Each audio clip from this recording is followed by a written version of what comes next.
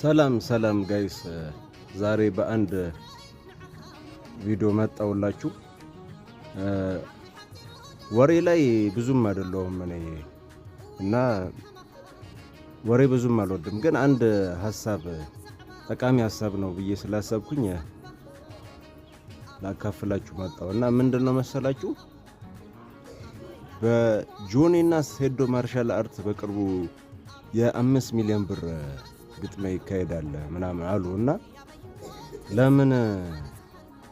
እና ለምን ይሄ ሁላ ወጣት በስደት ከሚሄድ በሱስ ምናምን ነገር አንዳንድ ማይሆን ነገሮች ላይ ከሚጠመድ በየእድሜ ደረጃውና በየአቅሙ በየኪሎ ልክ ማለት ነው ፋይቶች እየተዘጋጁ ራሱንም ይቀይራል፣ ከሱስና ከመጥፎ ነገሮች ይርቃል፣ በስፖርት የዳበረ አቋም ይኖራል እና በሰፊው ቢሰራበት በየ አሰብኩኝ።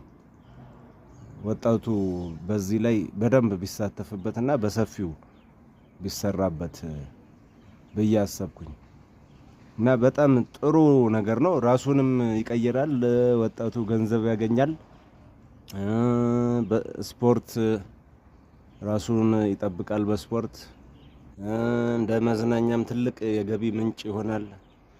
በአፍሪካ ደረጃ ትልቅ የኤምኤም ሊሆን ይችላል፣ የጂጂትሱም ሊሆን ይችላል። እንዲ ፋይቶች እየተዘጋጁ ወጣቱ እዚህ ነገር ላይ ቢሳተፍ ካለው ችግር ነፃ ሊወጣና ሊላቀቅ ይችላል ብዬ አስባለሁ። እና ምን ትላላችሁ?